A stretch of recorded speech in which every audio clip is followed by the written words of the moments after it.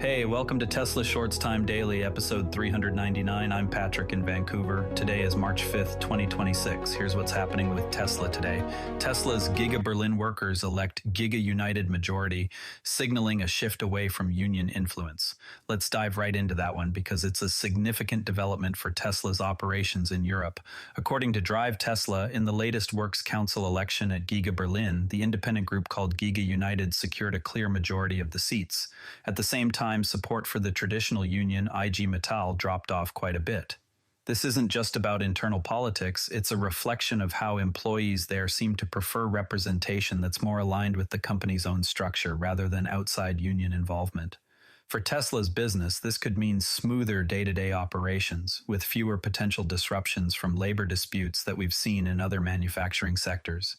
Giga Berlin is a cornerstone for Tesla in Europe, cranking out vehicles for a competitive market. So having a works council that's on the same page could help boost productivity and keep things efficient.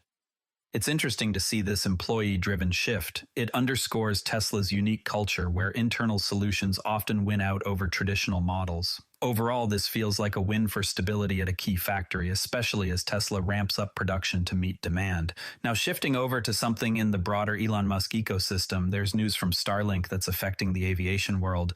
Drive Tesla reports that Starlink has hiked prices for its satellite internet service aimed at small planes, and they've added a speed cap of 100 miles per hour. This is prompting some backlash from general aviation pilots who relied on it for in-flight connectivity, things like navigation and real-time communication. While Starlink isn't directly under Tesla, it does highlight challenges in scaling innovative tech across Elon's companies, especially when user expectations clash with operational decisions. In the aviation sector, reliable high-speed internet is a big deal, so this cap could make the service less appealing for faster flights or certain use cases. It might limit Starlink's growth in non-traditional markets like this, where they're trying to expand beyond home and mobile users.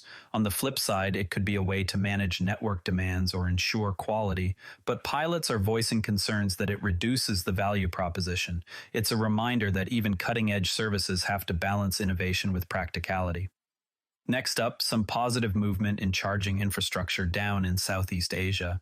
Tesla has opened up 4 of its supercharger stations in Malaysia to non-Tesla electric vehicles, marking the first time they've done this in the country, as per Drive Tesla. This is about making the network more inclusive, which could really help push broader EV adoption in the region. For Tesla, it means potentially higher utilization of those chargers, turning them into a bigger revenue source while encouraging more people to go electric. Customers, whether they drive a Tesla or not, get more convenient fast charging options, which is key in building out a robust ecosystem. It also puts some pressure on competitors to step up their own networks, fostering healthier competition overall. In a place like Malaysia, where EV infrastructure is still developing, moves like this can accelerate the shift away from gas vehicles.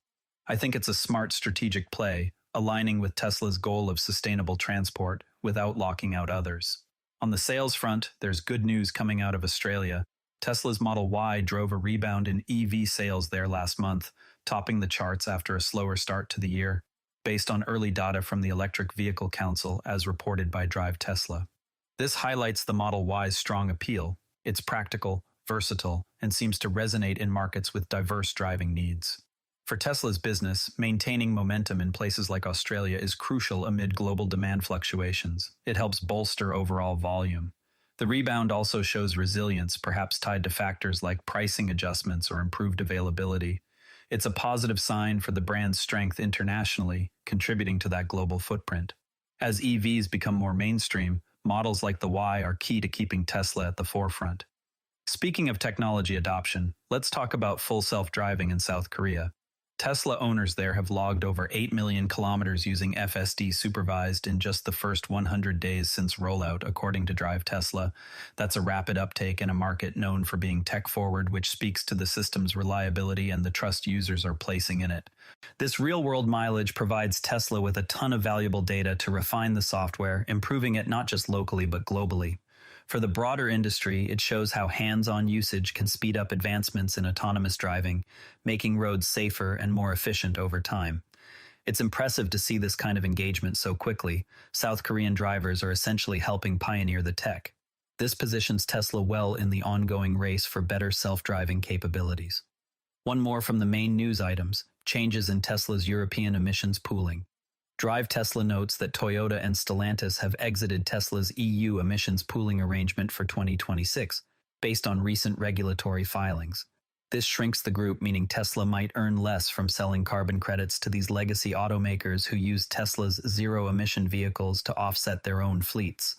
It's a shift that could impact one of Tesla's revenue streams as the industry as a whole moves toward more electrification. On the business side, it pushes Tesla to lean even more into core vehicle sales and other innovations like energy products.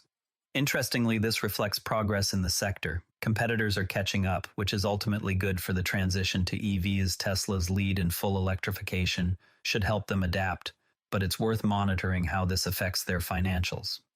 Now, on a different note, there's some exciting buzz around the Cybertruck. Tesla has announced they're ramping up production and introducing new variants, including a more affordable base model and an off-road package. This addresses some of the early demand issues and widens the appeal to a broader range of truck buyers, not just the enthusiasts. Community reactions are highlighting the customization options, which could really boost Tesla's share in the competitive pickup market. It's generating a lot of talk because it shows Tesla iterating quickly on a unique product. For everyday users, this means more accessible ways to get into the Cybertruck, potentially expanding its footprint. Overall, it's a step toward making the truck a staple in more driveways. Another development that's got people talking is the start of robo-taxi fleet testing. Tesla has begun real-world testing of its robo-taxi service in select cities in California. What's key here is the integration of the latest FSD software, which could help speed up regulatory approvals and challenge established players in ride-hailing. Fans are sharing videos of these seamless rides, sparking discussions about how this might reshape urban mobility. It's a practical step toward making autonomous transport a reality, with potential to disrupt the industry. The testing phase will provide critical insights, refining the service for wider rollout. This feels like a tangible move forward in Tesla's vision for self-driving fleets. One more that's standing out: a breakthrough in battery tech. Reports indicate Tesla has achieved about 20% higher energy density in their 4680 cells through some manufacturing tweaks. This could translate to longer ranges in vehicles like the Model 3, making EVs even more competitive against traditional gas cars. For the industry, it's significant because it promises lower costs and faster adoption worldwide. It's the kind of incremental improvement that builds on Tesla's strengths in battery innovation. Customers stand to benefit from better efficiency and performance in future models. This keeps Tesla at the cutting edge of what's possible with EV powertrains. Now, one thing worth watching that's a bit of a challenge for Tesla involves their emissions revenue. As mentioned earlier, with Toyota and Stellantis bailing on the 2026 EU pooling deal, Tesla could see a hit to income from selling those emissions credits. This matters because those sales have been a nice financial bolster during Tesla's growth spurts, helping fund expansions. But it's also a sign of the competition maturing. More automakers are electrifying their lineups, reducing the need for such arrangements. Tesla is well positioned to handle this by focusing harder on vehicle sales, energy storage, and other core areas where they have a strong lead. It's not a catastrophe, but it does highlight the evolving landscape, pushing Tesla to innovate beyond these side revenues. They'll likely offset it through their advantages in full electrification and software. Taking a step back from today's headlines, let's apply some first principles thinking to the integration of solar power in residential energy systems. The fundamental question here is, how can homes achieve true energy independence without relying on outdated grid infrastructure? The data shows global solar adoption growing at about 25% annually, but there are efficiency losses in storage and conversion that limit the net benefits. Based on Tesla's real deployment stats, Powerwall users in sunny regions can reduce grid dependency by up to 90%.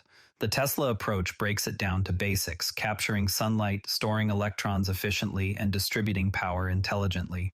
They do this through integrated systems like the solar roof and Powerwall, minimizing waste with software optimization.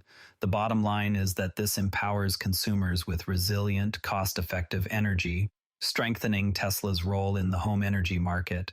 It also accelerates the broader shift to sustainable living across the industry. Before we go, tomorrow we'll be watching for any updates on how the Cybertruck's new variants impact production numbers and early orders. That's your Tesla news for today. TSLA closed at $405.94, down 80 cents, 0.2%. If you found this useful, a rating or review on Apple Podcasts or Spotify really helps new listeners find the show. You can also find us on X at Tesla Shorts Time. I'm Patrick in Vancouver. Thanks for listening, and I'll see you tomorrow.